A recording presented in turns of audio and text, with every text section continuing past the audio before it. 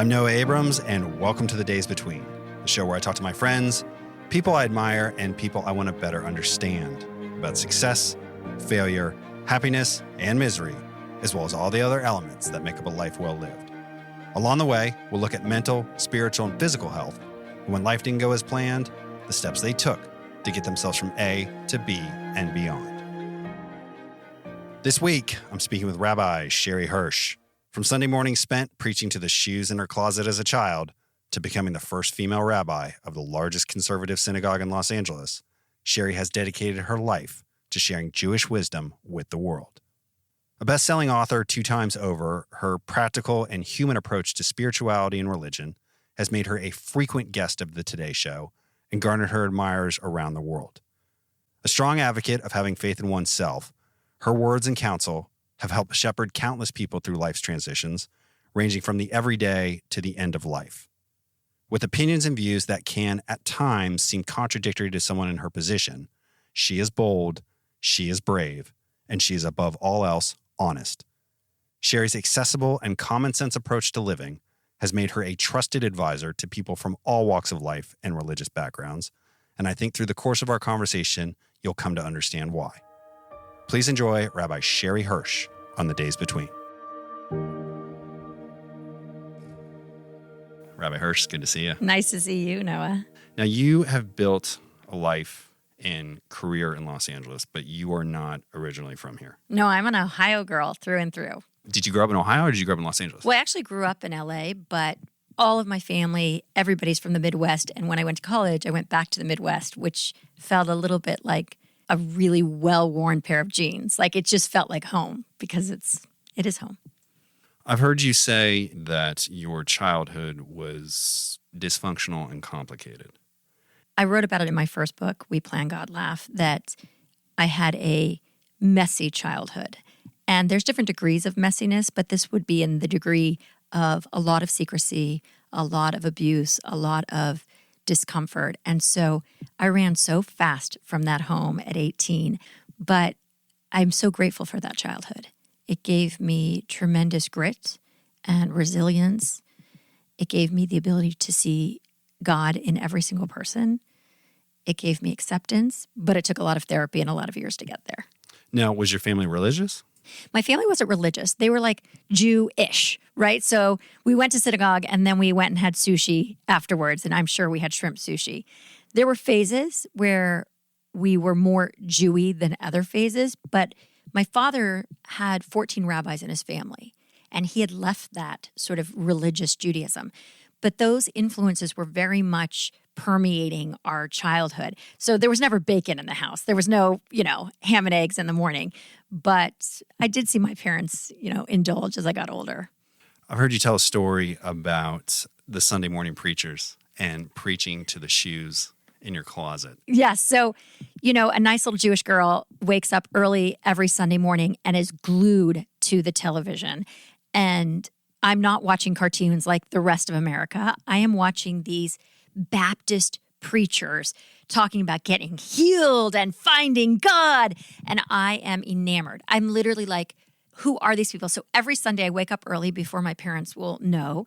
And I am watching them and emulating their style and what they're saying. And it was something that I never saw in synagogue. It's not something I saw in the Jewish world. Synagogue was very social. Everybody talked through services. There was a lot of boring prayers that I didn't know. And then on Sunday morning, I would go to my synagogue, which was the Baptist church. And then I would practice. I would preach to my shoes. I'd line them all up as if they were congregants. And I would give them healing and inspiration.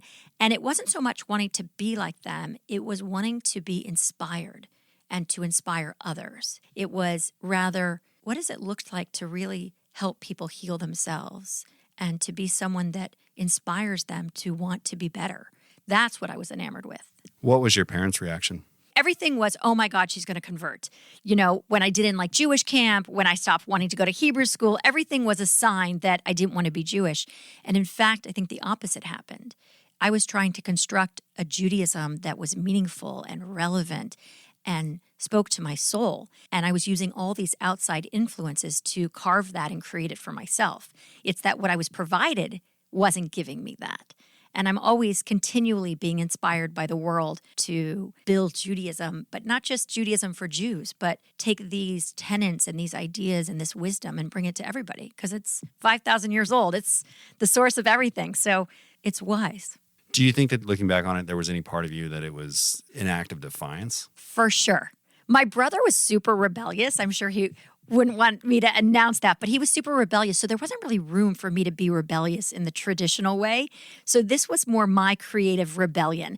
And in some ways, it was much more sneaky, right? Being rebellious in an obvious way is like, oh, my kid is rebellious.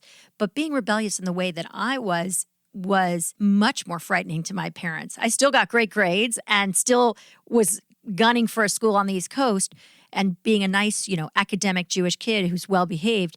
And yet here I was, flirting with all these other influences that I flirted with my whole life and continue to. So was there a moment where you felt like your trajectory was to become a rabbi? Well, so the lore is that in 8th grade, we were sitting at dinner and my father ran a very traditional household where the women served him and cleaned the dishes. You can imagine how much this feminist hated that. And in a fit of rage, I shouted, "I'm going to be a rabbi." And he looked at me puzzled and said, "Women can't be rabbis." And I said, "Well, they will be when I'm old enough." And so clearly there was a part of me that felt called to it, right? Because to say that was out of place. It wasn't like, oh, I see women rabbis all the time, I want to grow up to be one. It was sort of like something deep within me. And I kept pushing it aside because, again, it wasn't norm at all. I mean, there was no role models. But when I got to Northwestern, there was a very well-known Orthodox rabbi, and I used to go on Saturday mornings and learn with him. And as I was walking out one day, I looked back and he said, "Sherry, I'm not sure what I think about women becoming rabbis, but if you want to, I think it would be a really great job for you." And it caught me off guard, but it's one of those moments where someone says something to you and you can never, ever forget it. It's one of those moments of defiance or moments of clarification. And I had that moment, and that started the journey. So where did you go from there? When I got to end of college, I looked around where I could study seriously. And the one place to study seriously was rabbinical school. So I applied, and even in my interview, I said to them, I don't want to be a rabbi. And they were like, "Don't worry, you'll eventually want to be one." And so I started JTS, Jewish Theological Seminary, for 2 years at the American Jewish University. And after 2 years was like, oh, this wasn't the spiritual exodus or adventure that I imagined it to be, and I dropped out.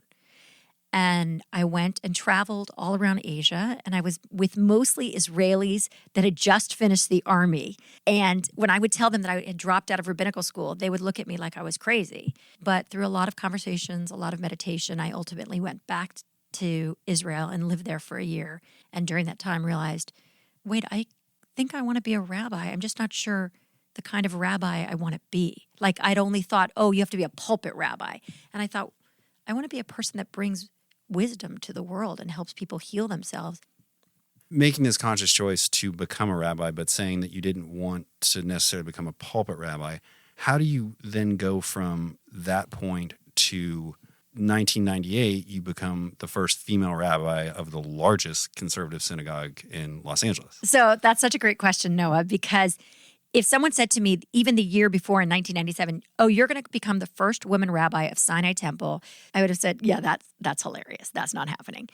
But what happened is Rabbi Wolpe, David Wolpe, who's a very prominent name in the conservative movement, was thinking about taking a pulpit after many years of just lecturing and writing books. And so he said, I have this idea. I think I want to go become a rabbi at Sinai Temple. And he said, and I want you to come with me.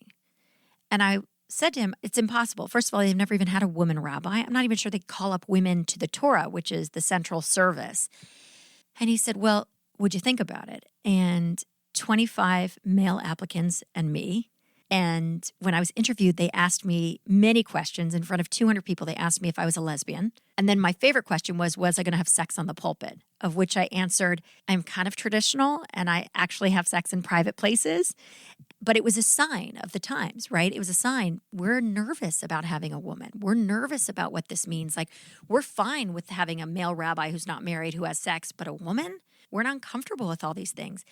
But a year later, I came and I became their rabbi, and it was an amazing journey. And there was a lot of learning on both sides. How did that feel? Day one felt like I was an imposter. You take on this mantle with 5,000 years of history behind you, and you've learned for 6 years, and you realize you know nothing. People come to you with the deepest pains and struggles of their lives, and you have a lot of text, and you have a lot of books in your head, but you have no life experience. And it was daunting and terrifying. So it took a long time before I felt sort of comfortable in my skin. How big was the congregation? In Judaism, in congregation, we measure in units. A unit is 4 people, and when I started, there was 900 units, but while I was there, we grew it to 1,600 units. So it's a little over 5,000 people. What surprised you about people? I love that question. What surprised me most about humans, not just Jews and not just congregants, is that we suffer the same struggles and we feel the same pains. And while the details are very different, the experiences are very similar. And we're far more connected and alike than we purport to be on Twitter or Facebook or in the public eye. I think that surprised me the most. Do you feel like there was an advantage to being a woman in that position? Not at the beginning. They'd always say, I want the real rabbi. Bring out the real rabbi. And then when I'd be officiating their funeral or holding their hand, they forgot that I was the woman and they knew that I was the rabbi. What really became the advantage was my father died after my first year in the pulpit, and my mother died a few years later. Both died pretty young, 58 and 64. And I was in the pulpit. I was young. When my father died, I got up and gave a sermon about how I stopped believing in God. And after that sermon, there was a silence. And we had about 1,800 people coming every Saturday morning. And I thought, I better pack up my office because Monday I'm going to be out of job. And on Monday, my phone and my office had a line outside because they knew that I had experienced loss in a really true way. And I wasn't just talking about it. And I was the only rabbi, male or female, that had loss in this way. So that was really a turnkey moment. And it was about a year after I'd started. And then it was like, that's the rabbi. The fact that she's a woman was just a sidebar. Do you think it was the fact that you had loss or the fact that you were actually honest about it and open about it? I think I put those two together. It was that I had loss and that I could talk about it in a real way. And I think people felt like, oh, that's my rabbi. Someone who's authentic, someone who really can articulate the struggle, someone who's unabashed and unafraid and fearless to say, I'm not believing in God right now. Stay tuned. I mean, that's what I said, essentially. And no one ran away. You left that position in 2006. What led to that choice? That's a complicated question because on the one hand, it was, I love my job. I love my congregation. I love the people. I could stay here forever. But it's a very insular congregation, meaning I was working with the same 1,600 families and conservative Jews in Beverly Hills. And while I love them dearly, I felt like I needed a bigger pulpit, not for the ego, but I felt like Jewish wisdom needed to be bigger than these 4 walls. And I felt a little bit trapped. And I didn't have a plan, which is so funny because everybody's like, what was your plan? And looking back, people are like, oh, here's the trajectory, which is so telling in life, right, Noah? Like people think afterwards, like they can make sense of all the pieces. But at the time, you don't make sense of them. At the time, you're like, I don't know. And I'd always been asked to do television. Remember, I was in the middle of Beverly Hills in front of producers, television, actors every week giving sermons, and I had never agreed to do it. But after I left the pulpit, I was asked to do one segment, and that led me to becoming a voice on a larger platform on national television and in the media.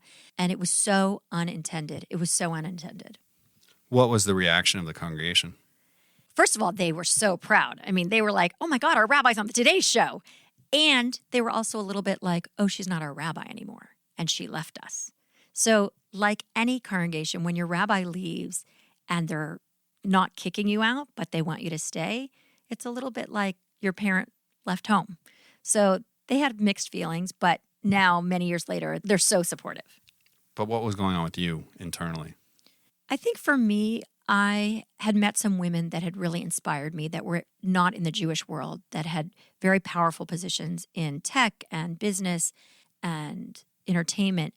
And they were really an inspiration to me that the Torah, right, the words of wisdom that are deep within our tradition, had a place in the larger world, and that it was time to bring them out in a more relatable way. And that got very exciting for me. The word I always lead by in my life is making impact and meaning. And it felt like, wow, I could make a much larger impact. And I felt it because the first time I was on the Today Show, or maybe the second, I don't remember, I was talking about blessing your children.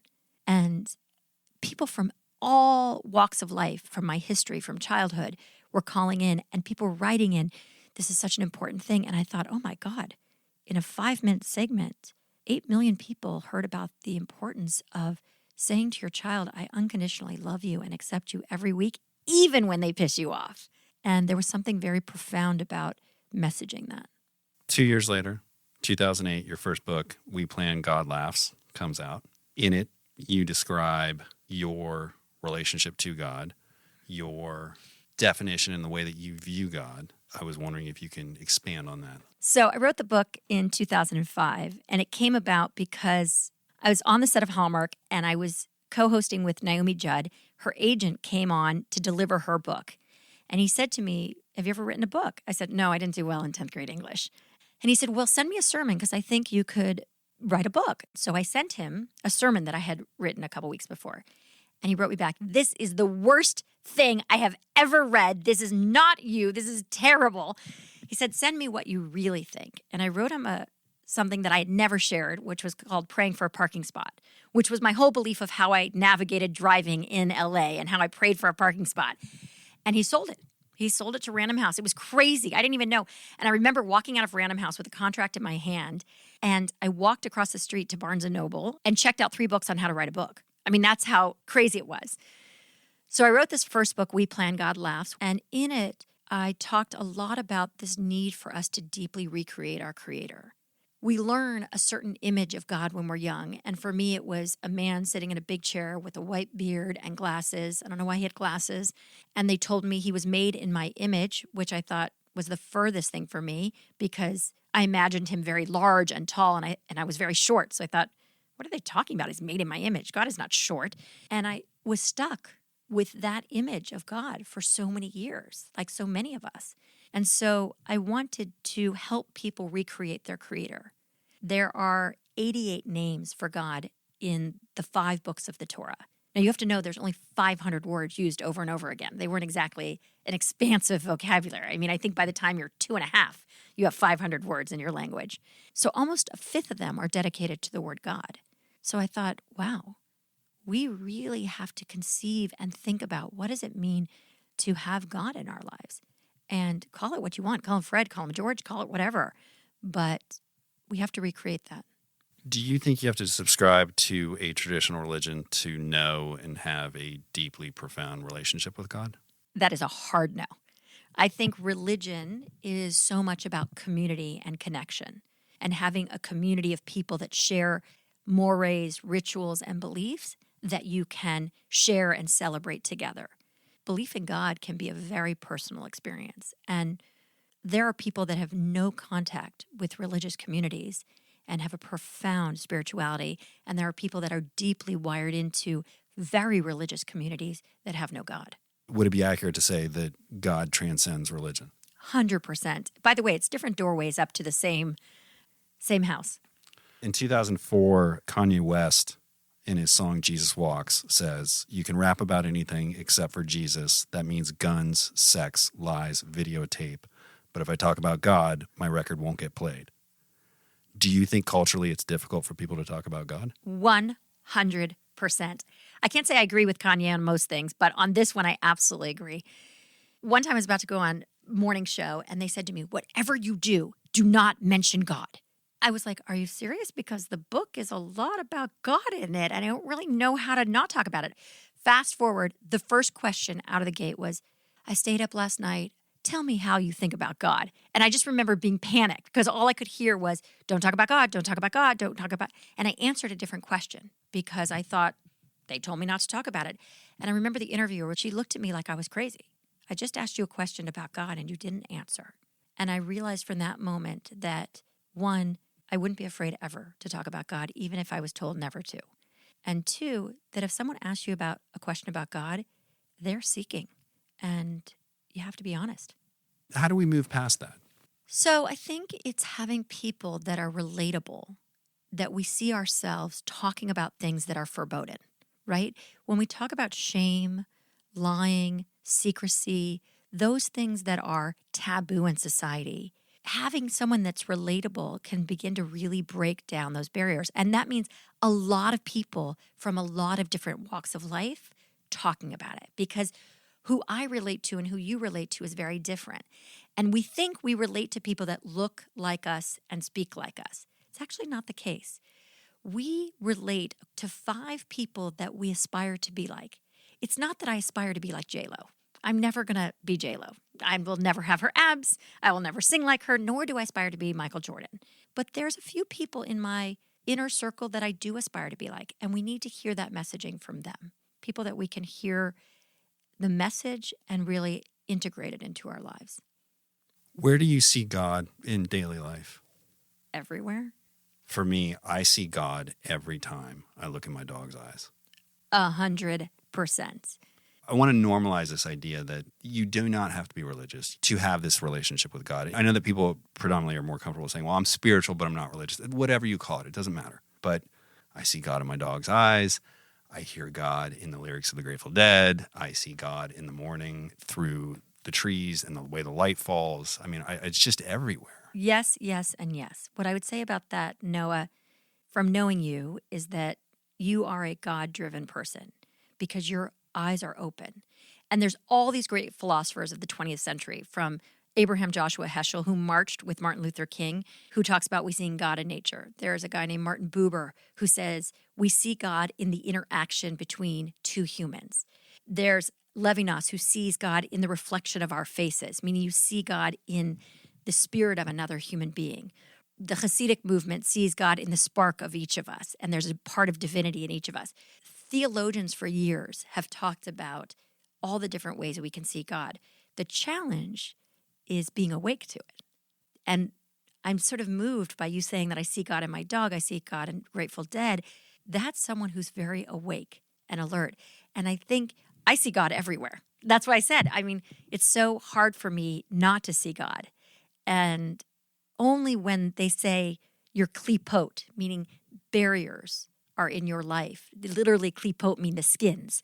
There's klipots, barriers. Am I not able to see God? And the barriers are judgment and anger, resentment, the barriers that keep me from being alert and awake to that which is extraordinary in the world. In 2015, Thresholds comes out, your second book. One of the most profound lines that comes out of the book is, I believe in God most of the time. I love that you cited that verse.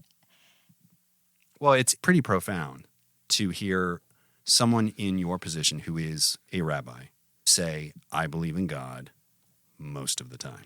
Right. And I love how you read it too. I believe in God, pause, most of the time. It's the truth. I believe in God most of the time. There are many moments that I struggle to believe, and I'm not afraid to say that out loud and often. People think that your faith is challenged in moments of real turmoil, and that is absolutely true. When my mother got brain cancer and the disease literally ripped her skin off of her face, it's hard to think that there's a God that's taking care of us and loving us, as I saw her stripped of her dignity. So those are real moments, right? The fact that 6 million Jews were killed, and along with 4 million others, Gypsies and Russians, 10 million people were killed in the Holocaust. Those are hard numbers to wrap your head around. And those beg the question, where is God? And did God leave the building? And if God left the building, why believe in that God? So if there isn't a lot in life every day, there's so much that makes you challenge your belief. I mean, just recently, a kid sitting at a bus stop in Chicago was shot by gang violence. He was a junior at University of Chicago. I mean, he was waiting for a bus. Where's the sense of how we reconcile evil and where is God in that story. If I don't think about that, I'm doing a disservice to God. I would say that more and more as I get older, I believe that God is weeping as we weep. God does not have a hand in the daily lives of our interactions. And so when I have disbelief or I have to suspend belief, it's because I feel disconnected, that God's not weeping with us, that God has disappeared. And I think there's a lot of reasons for God to have left the building for a while. I think there's a lot of sadness that God feels in creating God's world. And if you remember, God created the world in Genesis and then destroyed it because the people were behaving so badly. And he put Noah on a boat with a bunch of stinky animals and no latrine and said, I'm starting over, and had a huge flood and destroyed the whole first world and said, don't ever do that again. And it was because of their bad behavior. And then when he set Noah upon land and created a new world, he was equally as disappointed, right? There's something to the fact that God is believing in us also most of the time. Thresholds deals primarily with what you call liminal moments. Liminal is one of those words that comes from the Greek. It's not one of those that rolls off the tongue. It comes from the word limen, which actually means threshold. It means when you are caught between a prior existence and you're not at your new existence. Think of it as a tarmac. You're not in flight and you're not in the airport. And as a result, they're very, very difficult. My metaphor that I use most frequently is that liminal moments are hallways, right? Rooms are places that you know exactly what you're supposed to be doing in them. A kitchen, you cook. A bathroom, you pee. A bedroom, you do two things, sleep, and I'll let you guess the other one. If you have a TV, take it out. But it's very clear what you do in those rooms. But the hallways are these places that we spend a lot of time, and yet we think nothing about them, and they're very challenging. They're the passageways that gets us from room to room. And in life, we're often stuck in those hallways. Often. You describe fear as being the primary impetus for keeping us stuck in these hallways, and you go through various different types of fear. One of the ones that jumped out at me was the difference between trauma and drama. So trauma is when you've had something that's deeply affected the physiological essence of your being, right? Coming from abuse, witnessing abuse. That's trauma. Drama is, I'm not sitting next to my Aunt Gladys at Thanksgiving dinner because she said to my uncle that gossip, that's drama. And we often confuse them. We often confuse the drama of our lives and make it traumatic. But it's really important that we distill the difference between them. Drama is of our own making. Trauma is usually of other people's making that we've had to experience in some way. You also discuss balancing evidence with counter evidence. A word that I use a lot, to future trip, to worry about stuff that hasn't happened yet. Right. So the danger with fear is that we future feel, and we can't actually future feel, right? What we say is, I'm afraid to do this because I'm afraid that I'm going to feel X, and then this is going to happen. So we write this whole story based on our projections of what could possibly happen. We don't ever positively future feel in fear. We don't say, when I get to that spot, I'm going to feel incredible. Sometimes we do, but it's, again, just a story. The key to fear is not narrating a story around it, not saying, oh, when I get here, then I will feel this way. I am here now. This is how I feel. What lies in front of me is unknown. One of the biggest tools that you recognize in the book to get past fear is faith. There's a passage in the book, and I'm going to paraphrase a couple of these because they just jumped out at me. The first was, if you meet the Buddha on the road, kill him. Stop looking outside yourself for answers. Become your own Buddha, your own rabbi, your own minister. We live in a society where self-trust is not encouraged. We are expected to look outside ourselves for answers. We are supposed to go to an expert every time the going gets rough. The secret no one wants to tell you is that when it comes to your life, you are the expert. You don't need a new personality or a stroke of luck or even a faith in God. All you need is faith in yourself and the willingness to take a small step forward. I love that you picked that because I think that's why I wrote the book, that passage. When you're writing a book, you don't really know why you're writing it. You think you're writing it for a message, but it's because you have something to say deep within you. And not every word is something to say deep within you, but there's kernels that are at the essence of who you are. If there's one thing I wanted people to hear was be your own guru. Stop looking outside yourselves, whether for drugs or alcohol or food or people to validate, because we've lost that ability to have faith in ourselves, that we actually have tremendous wisdom within us. I mean, the rabbis out there are not going to like what I say this, but I will say that I look forward to the day when there's no need for rabbis. I look forward to the day when there's no need for gurus, that people have enough self-trust to live their lives. There's a beautiful story from the Jewish tradition that I have to tell you. Before you're born, God imbues you with all the wisdom you need for your entire life. And as you go through the birth canal, or if you don't go through the birth canal, however you get out, God pushes on the philtrum, which is that dent between your upper lip and your nose. And as you're pushed through the canal, you forget everything. And your life is spent acquiring teachers to recapture for yourself everything you already knew. So it's not about having teachers tell you what to do. It's having them remind you that you have all that within you. So it's not about faith in God. It's about faith in self. What does faith mean to you? Faith means trusting that regardless of what happens, you will be okay. It's very different than optimism. Optimism is regardless of what happens, everything will be great. It's going to all work out fine. That's actually not how the world works. Faith is sometimes it doesn't work out fine and you get to work, right? There's a line I learned with my kids when I was little. You get what you get and you don't get upset. And the first time I heard it, I was like, ugh, that's a terrible line. You get what you get upset, and then you get to work, right? That's actually what happens. So faith is believing that you will be okay regardless of the outcomes and that you will rebuild because of it. Not that it'll make you stronger, not that it'll make you wiser, but that you will be okay. And I think if we actually believed that, Noah, that we had the faith to believe we would be much bigger risk takers. We would take a lot more chances. And you see it especially in this past year. People were put in a position where they were stuck at home and they finally realized, I've got to take a risk. I've got to move. I've got to change jobs. I've got to change my marriage. But it was literally took a pandemic threatening their lives to get them to move. We don't need a pandemic. We need faith. There's several lessons in the book, and you just touched on one of them, and I would love to hear you expand a little bit, is this idea that there's a right or a wrong choice. And with that is the assumption that change is always happy, when the reality is things don't always work out, and sometimes it can be even harder on the other side.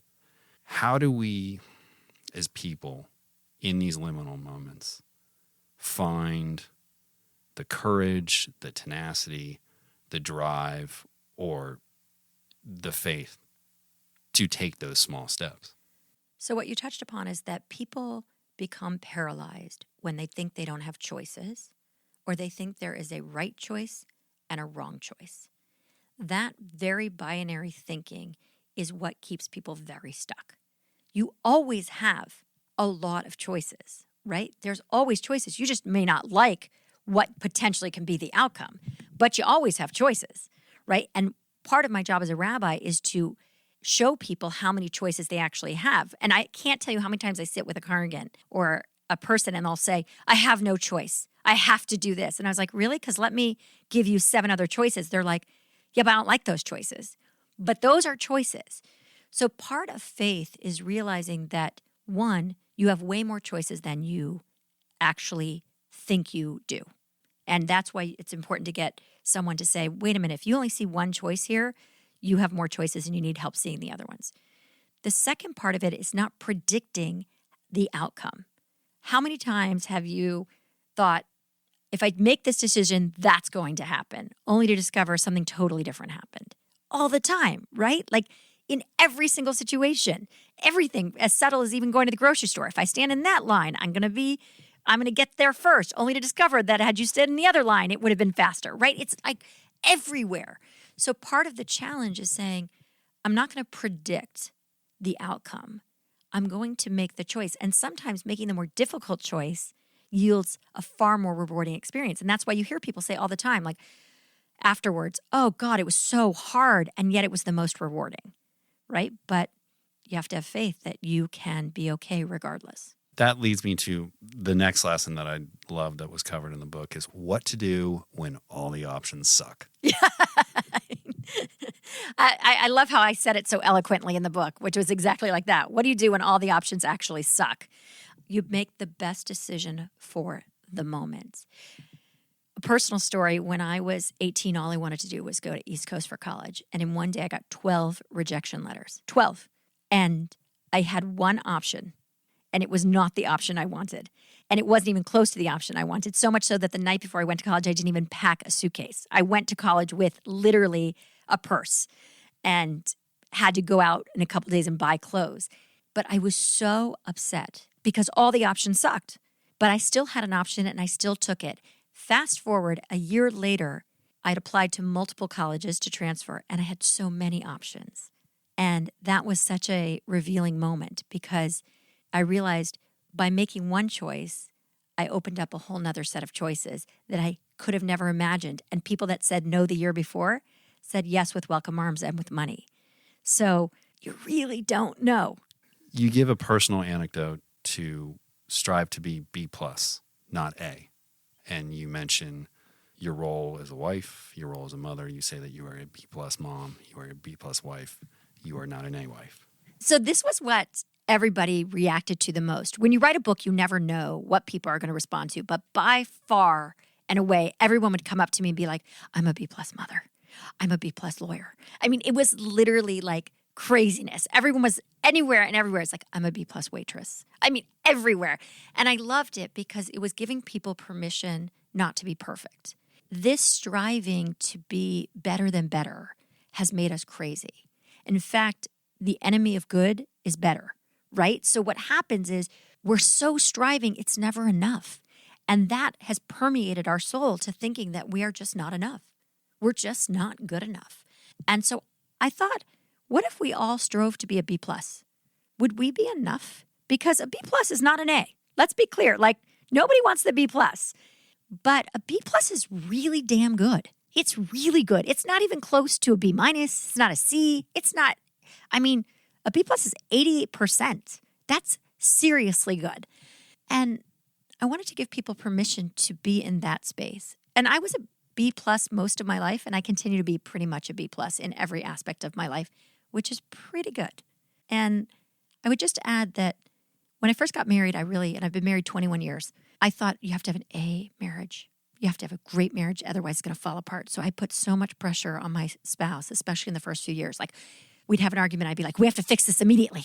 We have to have an A marriage. And he was like, well, if we're going to be married for a lifetime, can we fix this tomorrow? And I'd be like, Jeff, come on.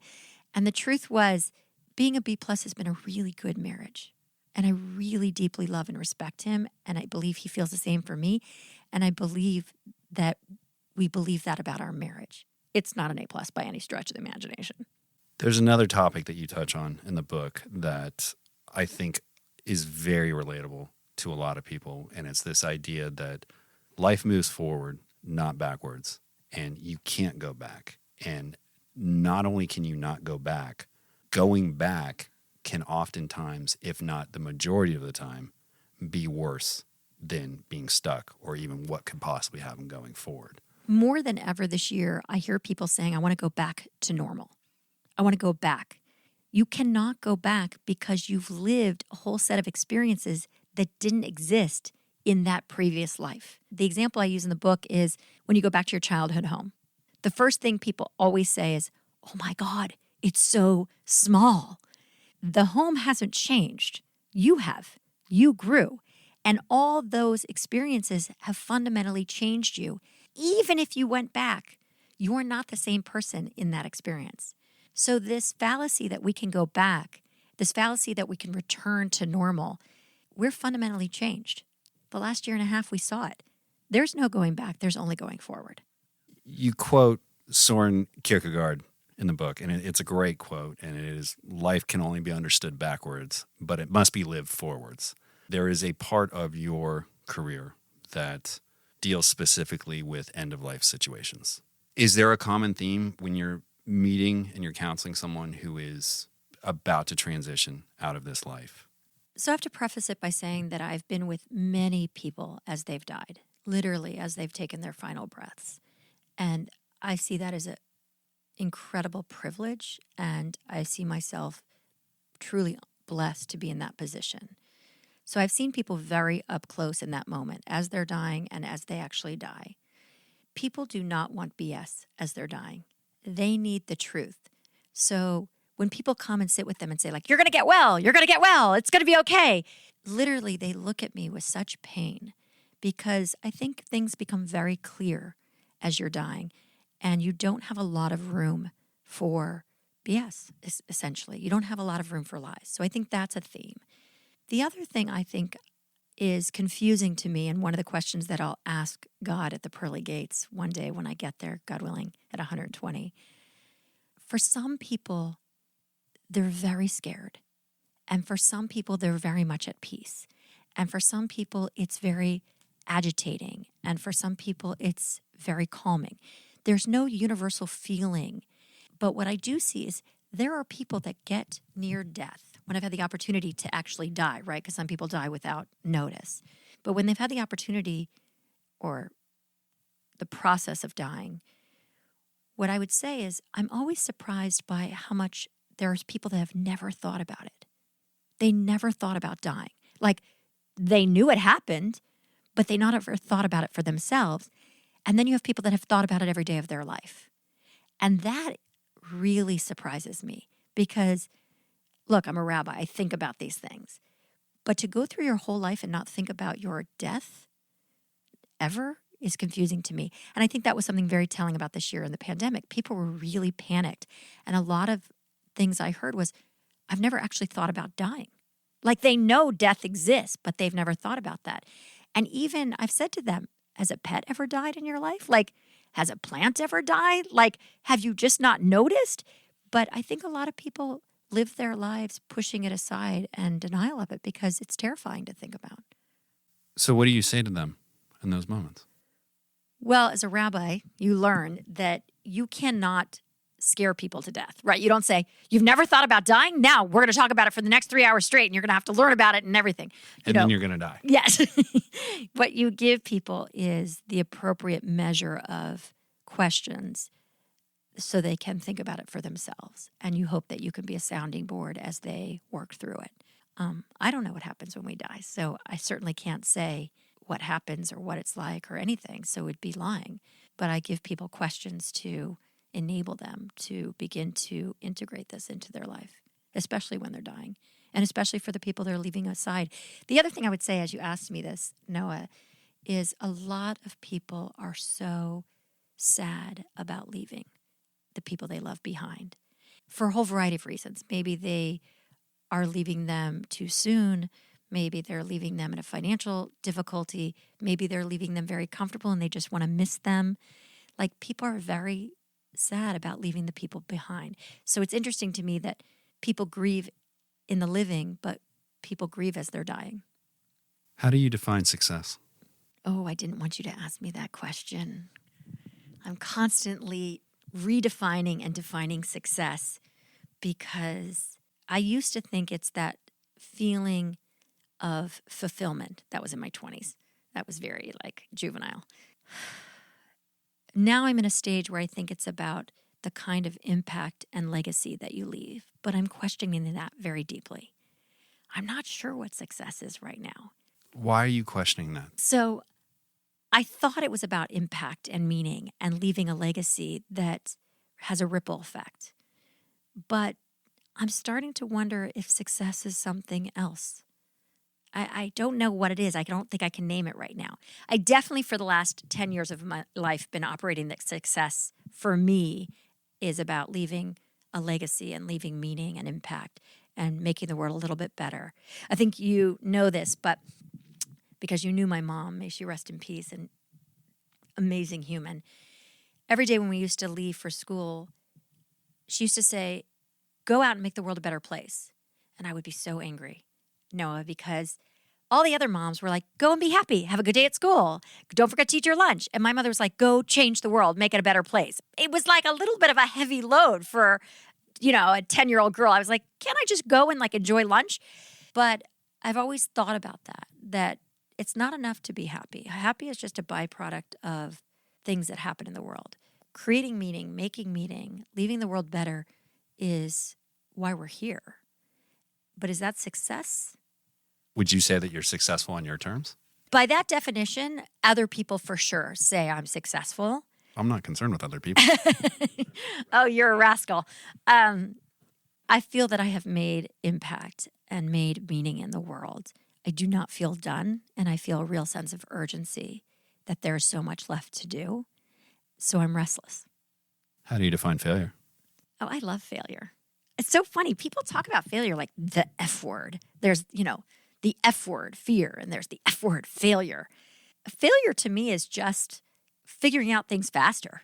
I mean, it's just so clear to me. I mean, the other day, someone on my team at work said, oh my God, I spent $10K. It's a lot of money. And I really messed up and I completely failed. And I had the biggest grin on my face. And she's like, are you laughing at me? Why are you looking at me like that? I'm like, because you saved us $100K, right? You saved us a lot of money. To me, it's like failure is just learning things faster. Yeah, easy as can be. Love failure. Well, you say that, but when you're in the moment, how to embrace failure is something different. Failure itself is fine, but embracing failure is a whole other ballgame. Embracing failure is knowing that you don't know the entire story in that moment. And if you can see your life as a film reel and that you only have a snapshot, or I like to see it as a book, right? You're only reading that page or that chapter. You have no idea how the chapter ends, let alone the book. If you can recognize I'm just on the page, I'm actually on paragraph 3, then failure becomes part of the journey. But at the time, it's very hard to embrace, for sure. I've had a lot of failures. Can you name a failure or a professional failure that ultimately set you up for success? Yes, so many. I'm trying to decide which one. When I was transitioning from being on television and writing books, I wanted to go back in the Jewish world and work for a Jewish organization because I wanted to be a part of a community and make impact in a different way. And I didn't want to work alone anymore. And for the life of me, I could not get a job. For 18 months, I applied for a job and got rejected. Applied for a job and got rejected. Now, mind you, Noah, this is a person who had a full career on television, 2 best-selling books, had spent 10 years in a pulpit, had 4 children. I mean, I wasn't exactly like a professional disaster. How old were you at this point? I was, let me think how old I was, 40, 44, 45. And every job I went to, it was like, oh, it's just not going to work. And I would come out and I would cry because I would think to myself, if I have to do that job, I'm going to be 6 feet under. Right. I'd rather be 6 feet under. I mean, everything just was unappealing and there was not a match. The times I heard it's just not a fit. It's just not a fit. And I kept thinking like, are you kidding me? Like, how does anyone get a job? And I actually wrote an article about it and it was published and I got so much love from that article and everybody started writing in their failures and things that they couldn't get and things that weren't working. And after 18 months, I finally landed a job that was totally not the job I wanted, not at the salary I wanted.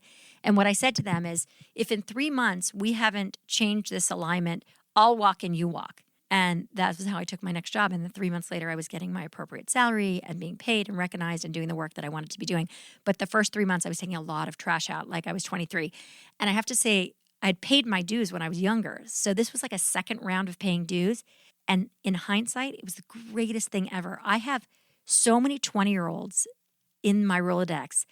I mean, I learned so much and I learned every aspect of the company. So I remember I was moved to the C-suite and I was the only one in the C-suite that knew how to work the phones, knew how to work the computers, knew where the trash cans were. And it was an incredible learning experience, but I also garnered a lot of respect for it. Now that I'm the Chief Innovation Officer for American Jewish University, now I make sure I know all those things no matter what. How do you define happiness?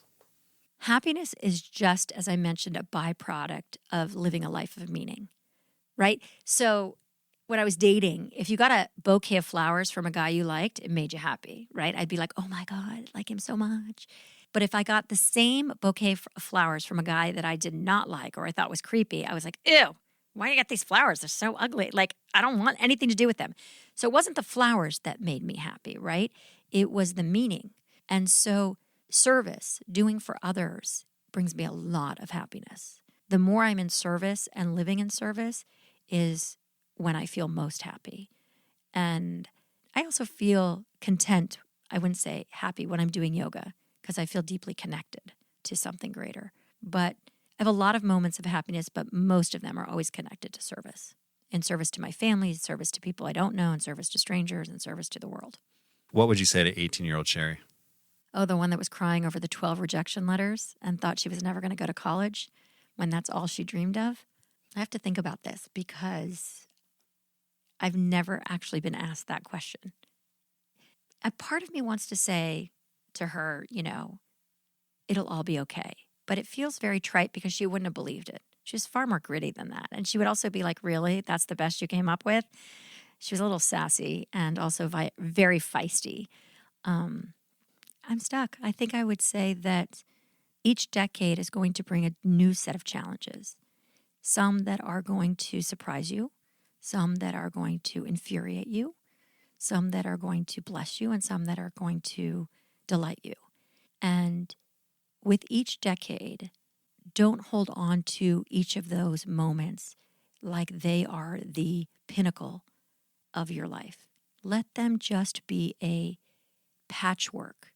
Let them just be another patch in the quilt so that you can see the mosaic from another vantage point. How would you describe what you do for a living? I describe myself as a soul entrepreneur, S-O-U-L, not a soul, S-O-L-E, entrepreneur, because I love to build things. I love to take concepts in my mind, bring them out into the world, make them happen, and then scale them for the world. And I've done it my whole life. In the 7th grade, I said to the headmaster of the school, I'm going to do a walkathon so that the seniors have to rent money from us. And so that by junior year, we'll never have to hold the carnival, which seemed like a lot of work to me. And that's what we did. And I remember we raised $5,000, which in the early 1980s was a ton of money. And that was the first time I realized I love this idea of taking an idea in my head and making it real. So I've done it throughout my life, whether I created Friday Night Live, which was a service for young people in the 90s, which was attended by 2,000 people on a Friday night, to writing books, to now developing a tech company that brings Jewish wisdom to 50 countries and thousands of people. So rabbi is just a label, but it's not the definition of what I do. Rabbi Sherre Hirsch, thank you for speaking with me. Thank you, Noah. Pleasure being here.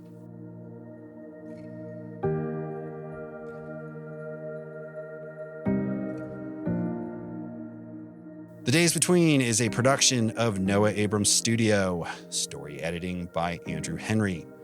Mixing and mastering by Todd Stapera and reference recording. Website design by John Fisher.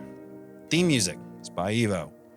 The Days Between can be found online at www.thedaysbetweenpodcast.com and on Instagram at The Days Between Podcast. My name is Noah Abrams. Thanks for listening.